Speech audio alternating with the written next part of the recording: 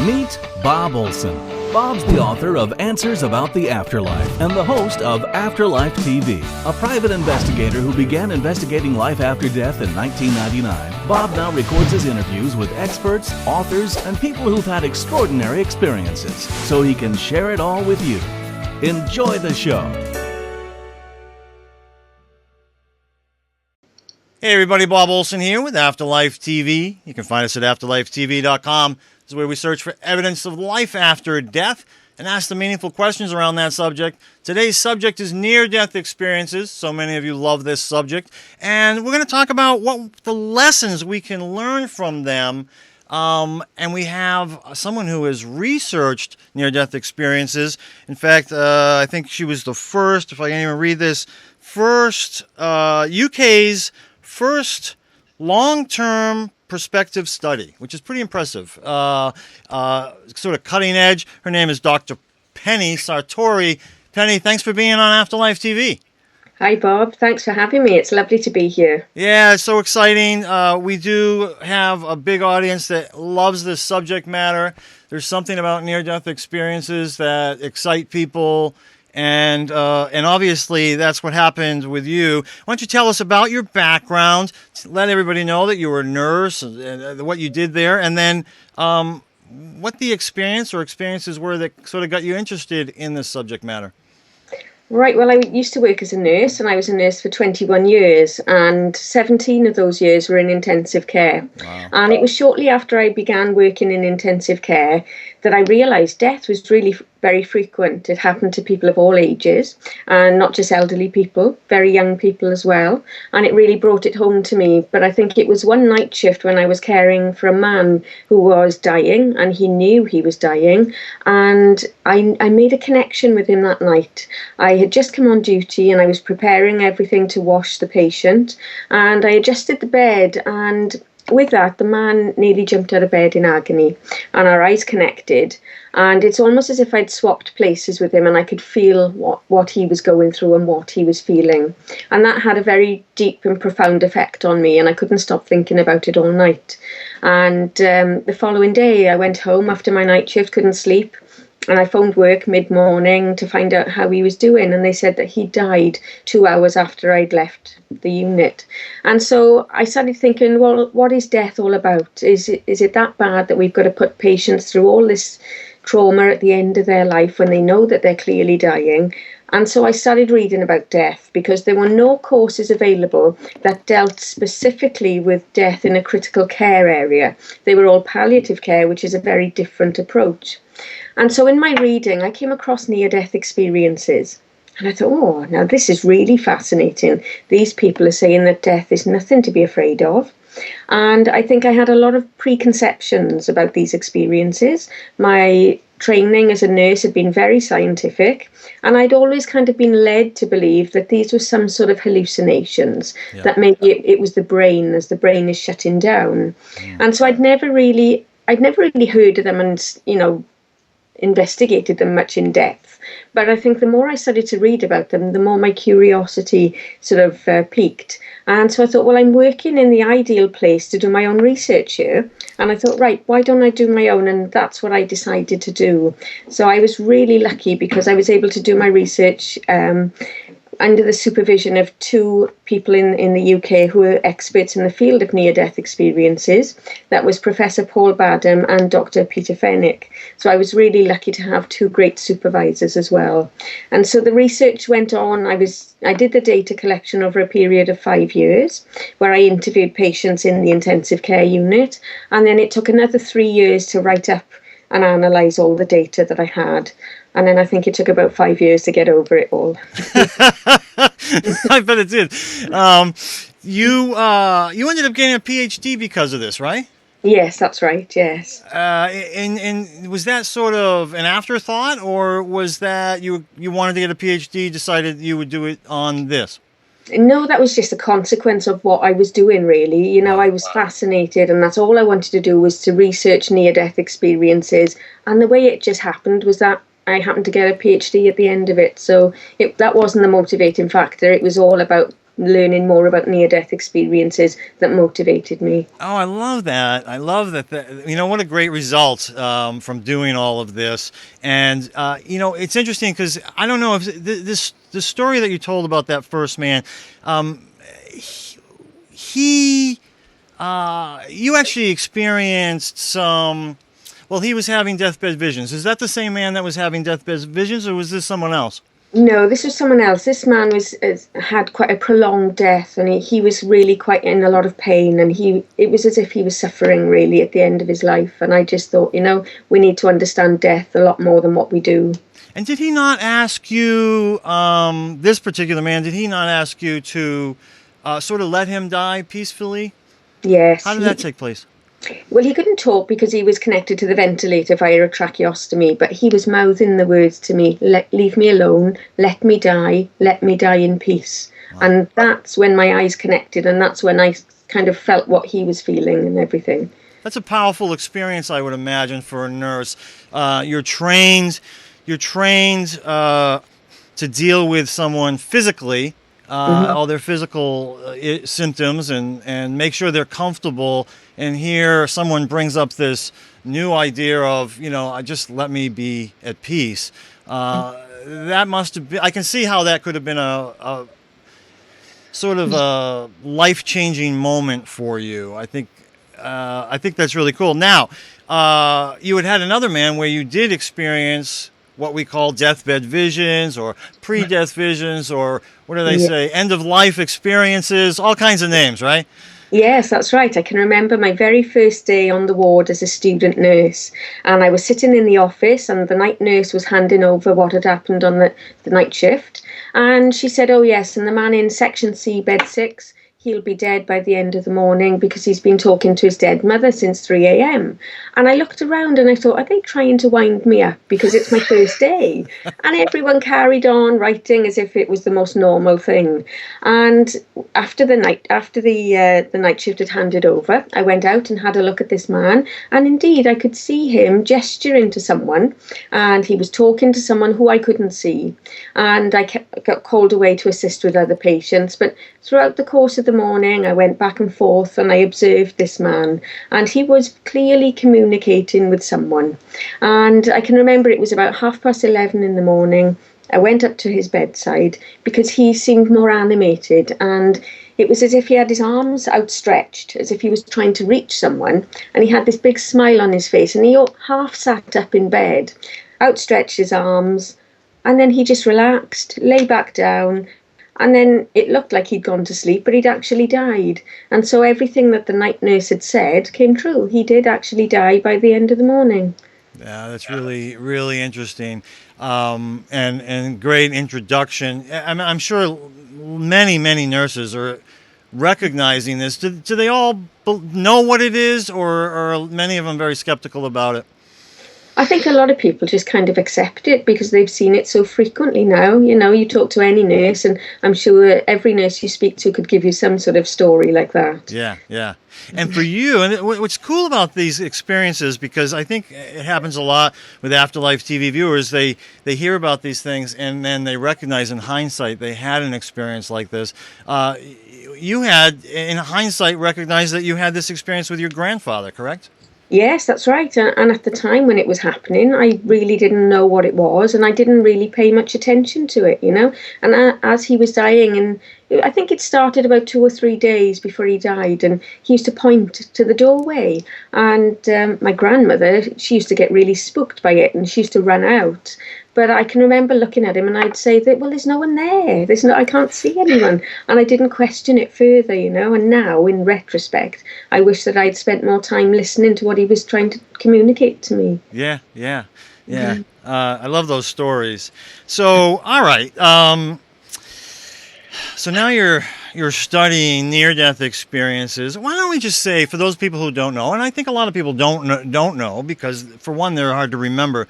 Can you tell us, based on your research, what the typical stages are that one goes through in a near-death experience? And I'll preempt that with, every experience is a little bit different, and it doesn't mean that anybody has to go through these experiences for it to be a near-death experience. But what's more typical than the others? Well, I think a lot of people tend to leave their body and they look down at the emergency situation from above. Some people go through a dark tunnel towards a bright light, and that bright light, although it's very bright, it doesn't hurt their eyes, and sometimes it has a magnetic quality and they feel very drawn to this light. Once in the light, they find themselves sometimes in beautiful gardens, lush green grass, vividly coloured flowers. Sometimes there's a stream in the background, running water, a little bridge, and very often they meet dead relatives or friends, and sometimes it's people they didn't know to be dead at the time of the experience. Sometimes they can meet a being of light, and this being of light could be associated with a person's culture. So, for example, in the West, they're more likely to see images of Jesus. In the East, perhaps a Hindu deity such as Krishna. Sometimes they come to a barrier or a point of no return. That could be anything. It could be a river, it could be a gate, it could be a doorway. But they know if they cross over that, they will not come back to life. Some people have a life review, and I'm fascinated by the life review because it can have such an impact on people as well. And it's almost as if they relive the whole of their life in great depth. And they can sometimes relive it from a third person perspective. So they can feel how their actions have impacted on other people. So if they've been particularly unpleasant or even violent towards someone, they know what it's like to be on the receiving end of that unpleasantness and that violence. And conversely, if they've been particularly nice or just nice to people, they get to feel what that impact has had on other people. And sometimes they realise it's just simple things like smiling at someone, holding a door open for someone. It can have far-reaching effects down the line as well. So that is particularly interesting to me. Yeah. And very often they're sent back to life. They're told it's not their time, that they have to go back to life. And in fact, there are some cases where people have woken up or revived after the near-death experience, and they've been quite angry at having been resuscitated as well. So that's quite interesting. That is interesting. How common is it that people have that experience where they're told to go back during the NDE, but they actually don't want to? Is it more common that they don't want to and are just told that they have to? Yes, it does seem to be very common that they're told. Some people feel that they do make a conscious decision to return. Mm-hmm. Some people feel like they're given the choice and then they think of their life back on Earth, and that decision is perhaps made for them and they just find themselves back in their body instantaneously. So it varies, really. Yeah. And I imagine for those people, you would know really better than anybody, because you're talking to these people in a very analytical way. But so for those who didn't want to come back and they say have families, maybe young children, they must go through a lot of guilt, that sort of, emotional feelings about that. And what is it? Are they having a hard time justifying the way they felt there and the knowing that they had that everything was going to be okay for everyone? What is the issue really? Yeah, I think a lot of them feel really guilty that the feeling of where they were was so wonderful that they were quite prepared to stay there, yet they had young family and people who they loved dearly on this earth as well. And so they were torn between the two. And I think because they sort of wanted to stay where they were, that gives them a great deal of guilt. Yeah. And sometimes it can take them many years to come to terms with this guilt as well. What do you think helps them to work through that guilt? Does it help, first of all, just to hear other people's stories and know that they're not the only ones who felt that way? Yes, it does. And I tell you what are really great are support groups as well, so that people who've had similar experiences can talk to people who understand because they've been through it as well. And that's really, really important. Yeah. Let's talk about children's NDEs. How different are the children's near-death experiences from those of adults, and what can we learn from these experiences? Well, with the children, they're very similar in many ways to the adult ones, but they can vary in that children tend to see more pets in their experiences, and sometimes they see relatives who are still alive as well.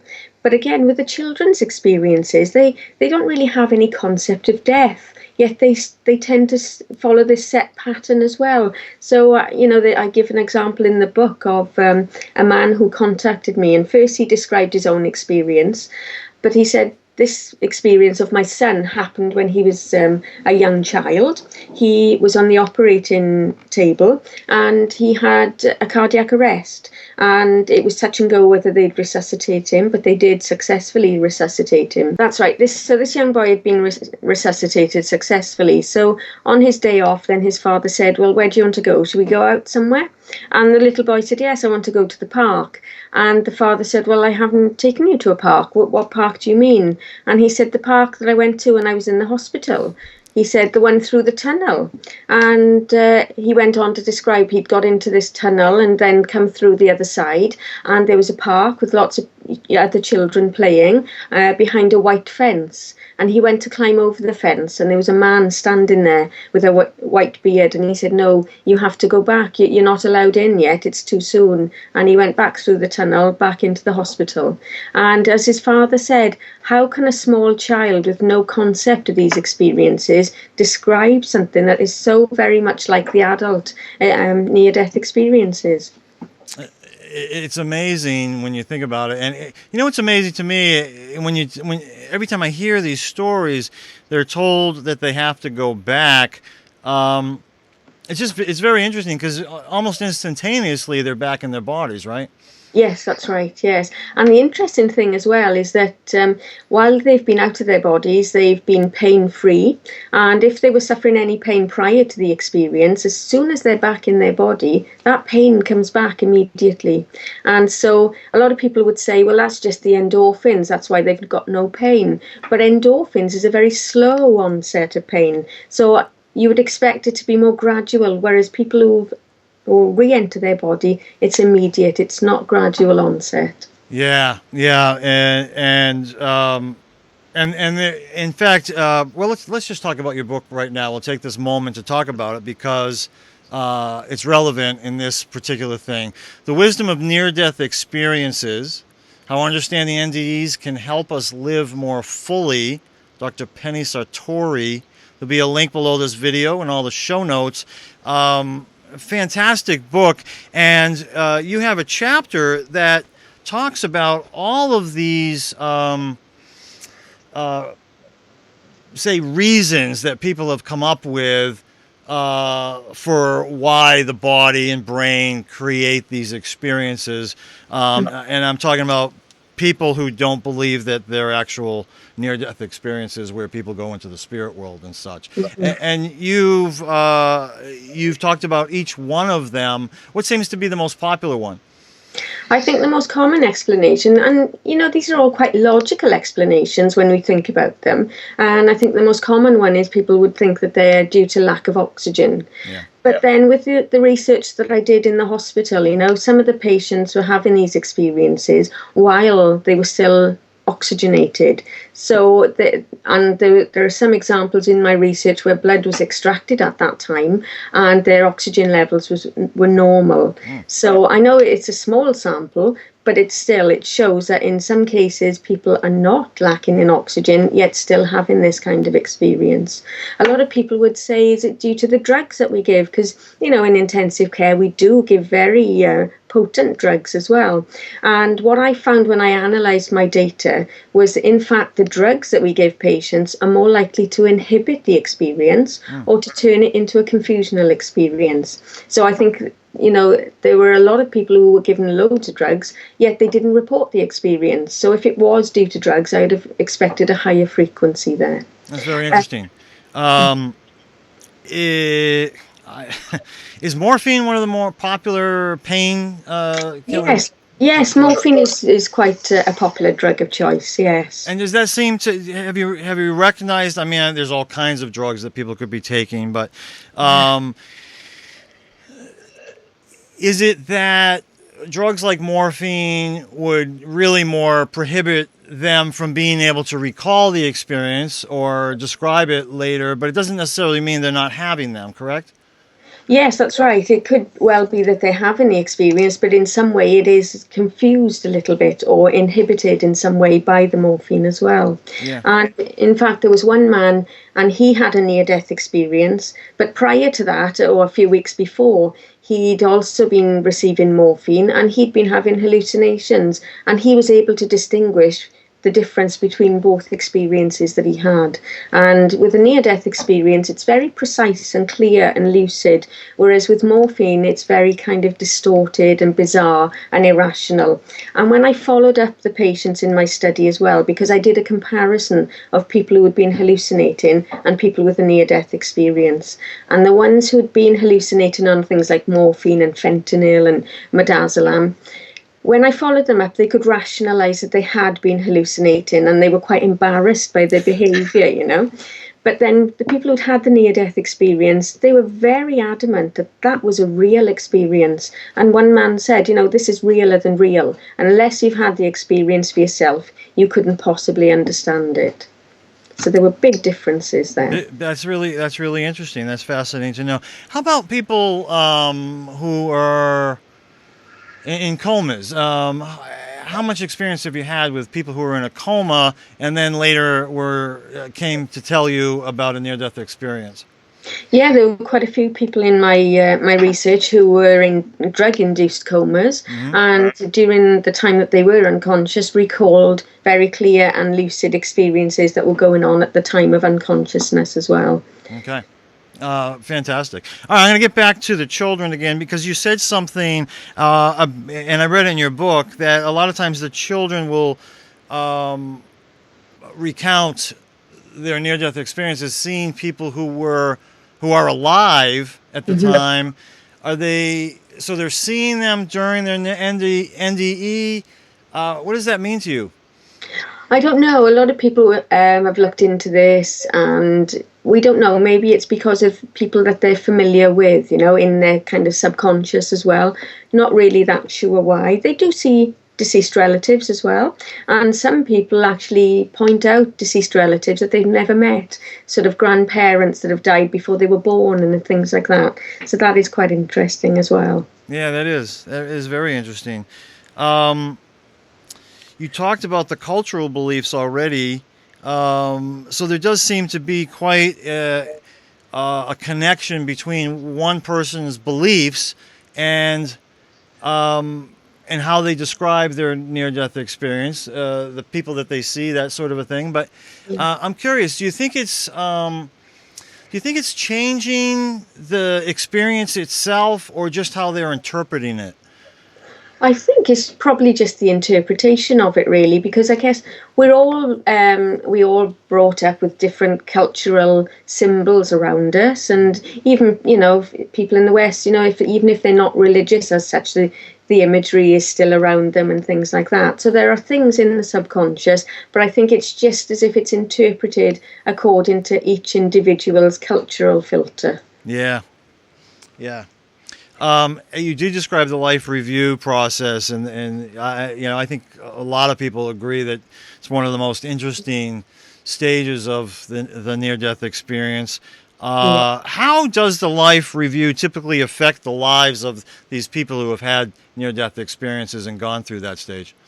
It makes them really wake up to the way they've been living their life, and sometimes they can be most embarrassed by watching their life review, and some people find it a very traumatic experience just to relive their life, and sometimes they review the life in the presence of the being of light, and in fact there's no judgment at all from the being of light. It's the person themselves who is doing the judging, and that being of light is acting as a source of comfort. And so I think what it makes them do they have to face up to their behaviour and the way in which they were living their life. So I think it makes them really readjust to how they then proceed in their life. And very often people are more loving towards each other. They're more tolerant of other people then, because they have a slightly different insight into and perhaps a more empathic view of what other people are going through as well. So I think it has a very big effect on people, the life review. That is interesting, and I think one of the reasons why when you're having the life review process and now you're able to see through someone else's eyes how your words and actions affect them, I imagine you come back with some sense of the reality of that now and in the way that they're reacting to people. And so even when someone else is being maybe kind of nasty to them, they probably get a better sense that there's something behind that. Might not have anything to do with them, but in that way they become more empathetic. Does that ring true for you? Yes, absolutely, yes. And I think that's had a big effect for me, really, in my own life. Just through reading about these experiences and studying them, it's made me think and reflect on my own actions in life as well. So it's had a big knock-on effect on me. Although I've not had a near-death experience, I kind of learned from these people as well. So it's had a big impact. Yeah. I agree with you. I mean, the research that I've done, I think I'm certainly got to be a much more loving and compassionate person than if I had not been in this field, working in this field. I think you had mentioned in the book that older children tend to describe their life reviews differently than younger children. I'm not sure if I got that right, or if you said that kids who had an NDE when they were younger and then had another one when they were older. What was that you were talking about in the book?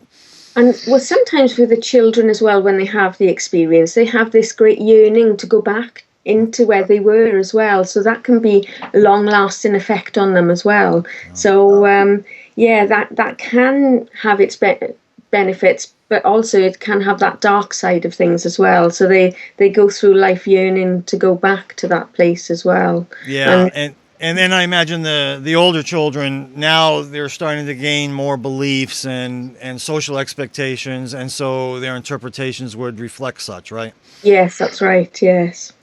Other than the life review, are there other aspects of the near-death experience that tend to change these near-death experiencers' lives? Other things that are more just as significant or close to significant as the life review? Something that can have a big impact on people is when they meet dead relatives as well. And they can see the relative, they're looking younger and they look radiant. So if they remember their loved one as they were dying, maybe, and they didn't look so nice, as if they were suffering, and they have that bad memory of that. When they meet them again and they see them in the afterlife state, if you like, it gives them a different perspective, and they're comforted a lot more through seeing them in that state, really, that they look much better. Have you, you've known a lot of these people for a long time, probably. I imagine you see them more than once. You don't just, yeah. And do you notice that when any one of them go through a loss, they lose a loved one, that they seem to be able to deal with their grief at least differently, maybe not quite so sad or tragically? Yes, definitely. I've seen that. In fact, with a few of the people who I've met, and I've kept in touch with them. One man in particular over a period of about 15 years, and after his near-death experience, it was about 5 years later that his wife died, and that's why he had returned, because he wanted to be with his wife. And then when she died, I thought that may have had quite a devastating effect. But the fact that he'd had his experience had given him a different perspective, and it helped him to cope with that loss. So it's a good 8 years since she's died now, and he's getting on fine. He still loves her and he still misses her, but he's coped with it better than he thought he would have. Yeah, and I imagine that's true for you too.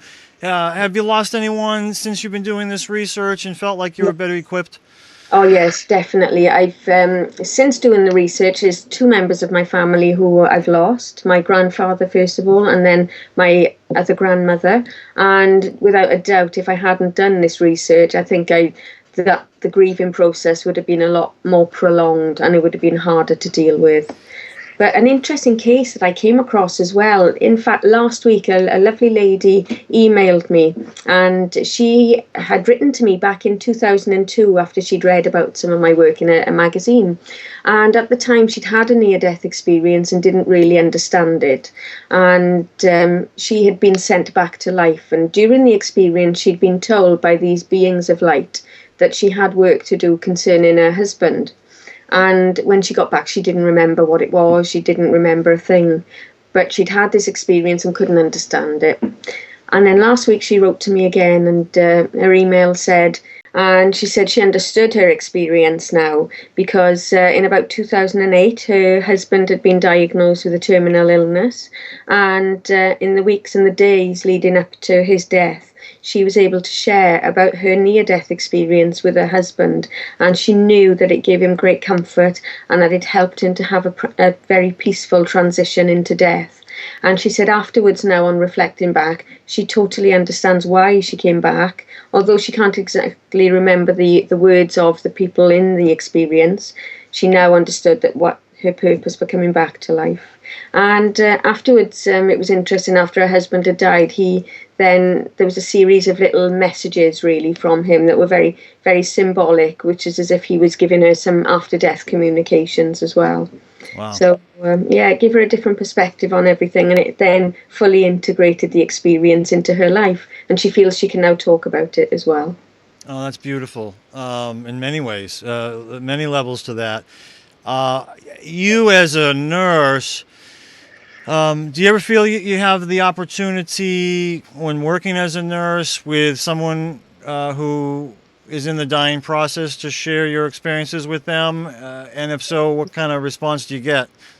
Yes, in fact, I found my research to be really beneficial in caring for dying patients. And it's usually over a period of days when you've built up a bit of a relationship with the patient. I don't want to just kind of come out with it and say, I've done this research. Yeah. It's important that you build up the trust and you know that they're going to be receptive and it's appropriate for me to mention it. Right. And so I usually kind of start with, sometimes people express fear of death. That's very, very common. And so I often say to them, well, I've done some research and I've spoken to people who have clinically died, and they've said it was a lovely experience. If you want, I can explain more about it. And very often they ask me to tell them more about my research. And so I've shared about what people have told me and the kinds of things that they are likely to encounter. And it's given them a great deal of peace. They look more peaceful and they seem a lot happier about it as well. And it gives them a lot to think of. So I found it to be really beneficial. And I think it's given me the confidence to talk about death with patients as they're dying as well. Yeah. I mean, a lot of people who have had near-death experiences, I think, end up working in hospice, probably because they don't really know how else to utilize that experience. And from your experience, how open is the hospice community to this sort of thing?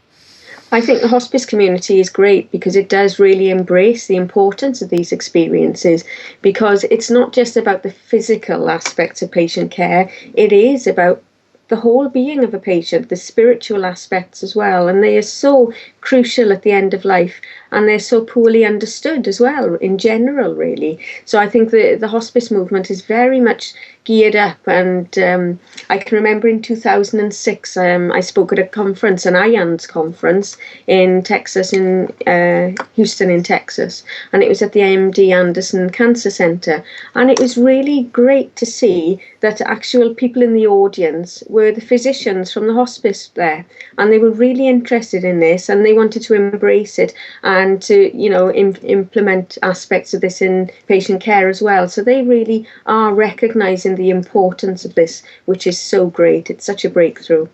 That is nice, and I hope that this information is integrated more and more, not only in hospice but also in all of healthcare, which we'll talk about more in a moment.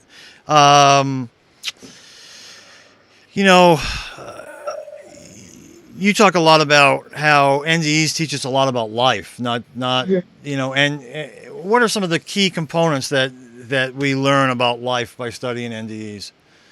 I think a lot of people, especially during the life review, they realise the interconnectivity of everything, that everything is one, that we're all part of a great whole. And I think the basic message of the near-death experience is to treat others as you would wish to be treated yourself. And if you think of that message, that is at the heart of all the great wisdom traditions. Every single tradition has said that. And I think if everyone did live like that, can you think how different the world would be? It would just be amazing. It would be, and I think when people have that direct experience of that consciousness, I think that's what really does make them realise that, you know, that is the way life is. You know, treat others as you'd like to be treated yourself. And I think these experiences as well, they make people more altruistic. And if you look at the work of Darwin, we've always, a lot of his work has been kind of not misinterpreted, but we only get to hear about the aspect where he says about survival of the fittest. But a really big aspect of Darwin's work, he was to find out that we've survived as a species because we have this great ability to love and empathize. And, you know, when people are more altruistic, that's what they do. They empathize more and they love more people more. And I think that's really important for our evolution as well. So I think these are really evolutionary experiences as well. So, and I think we all can learn so much. And, you know, these people have got a great message, and all we have to do is listen to them and hear what they're saying. And we can all benefit without having to nearly die. Yeah. Wow. Very powerful. Very powerful. I have 3 questions. Hopefully we'll get through it. Skype will let us get through it. If not, we'll do one more segment where we can get through it. Because my first question is, after all that you've learned, we have a lot of people who watch Afterlife TV who are grieving the loss of a loved one.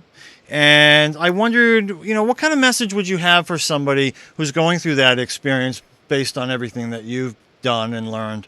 Mm-hmm. Well, I would encourage them to read as many accounts of near-death experiences as they can. And if they know of anyone who's had an experience, go and spend time with them and talk to them, because that can also be a great source of comfort, but also perhaps it would give them a different perspective on things as well.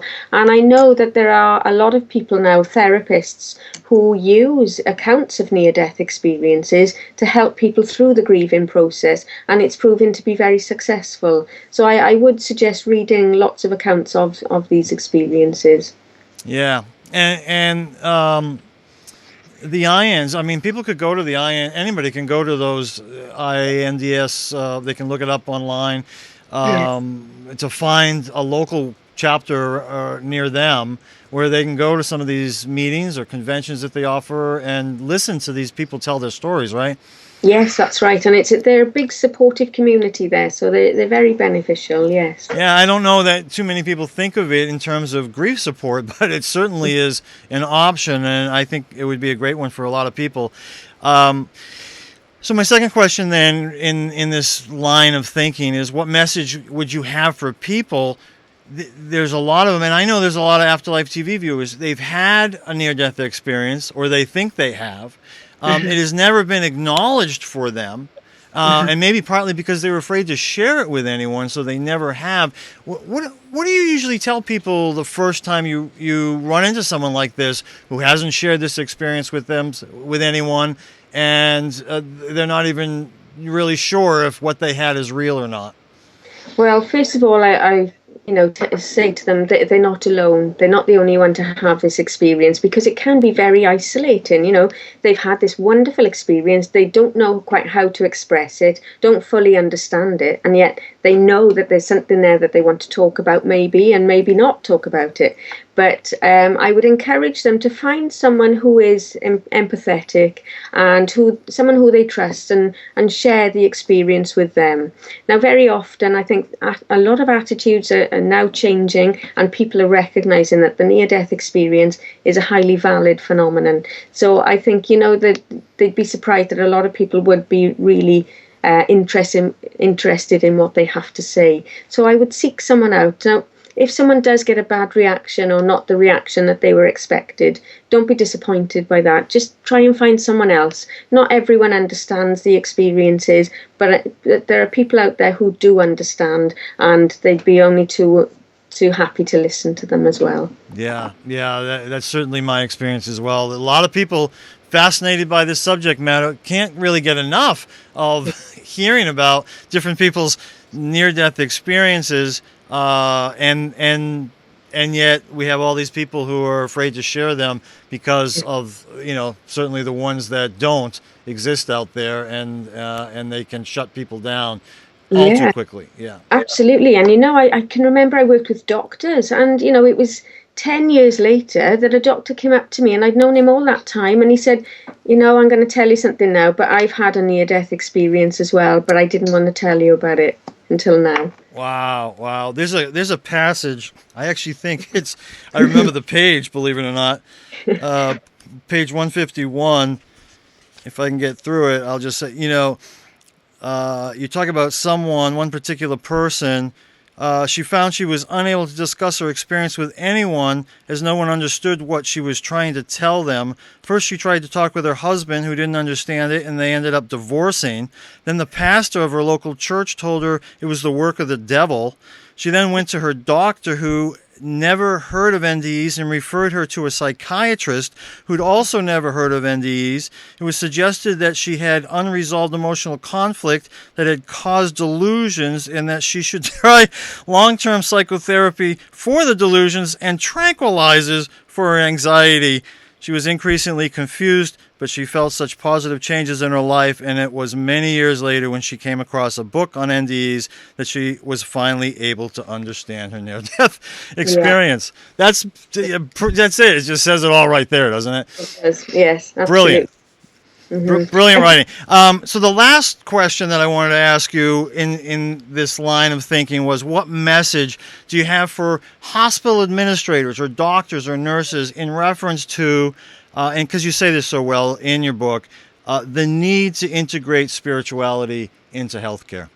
Yeah, I think there is so much emphasis on the physical that we totally neglect the spiritual aspect of patient care. And I think that is really something that is crucial to understanding patients and to improve the patient experience as well. And so I think it's really crucial that these experiences and all kinds of spiritual aspects are introduced into the education of all healthcare workers. I think this is paramount, because you read out the example of that lady now who went to sort out people for help, Yeah. People understood near-death experiences. How many people out there have been given tranquilizers and pills because they've been misunderstood about their experience? If we understood these better, we could save the health service millions and millions of dollars over the years. So I think it's crucial that we take note of these experiences now, and that we put them into the education of all healthcare workers. It's essential. And you draw a distinction between religion and spirituality. How is it that you say that? Well, religion tends to follow set practices and rituals, whereas spirituality, maybe people feel very spiritual, but they don't necessarily feel like they have to go to a church, or they don't particularly worship a particular deity, but they have a sense of faith in different ways. And spiritual aspects of patient care are about looking at their the whole thing of their person, everything that gives meaning to their life, really. Yeah, right. Your website is Dr. Penny Sartori, doctor with the DR, PennySartori.com. Links will be in the show notes below this video. Once again, your book, The Wisdom of Near-Death Experiences, How Understanding NDEs Can Help Us Live More Fully. You got another book you're thinking about? Yes, I am. I'm planning another book at the moment, and that should be out in a couple of years by the time the publishing process takes. Yeah, that's right. It's a slow process. Thank you so much. Do you have any final words, anything, any kind of message, anything that you wanted to say or promote, whatever it may be, that we missed out on today? There's so much we could have talked about.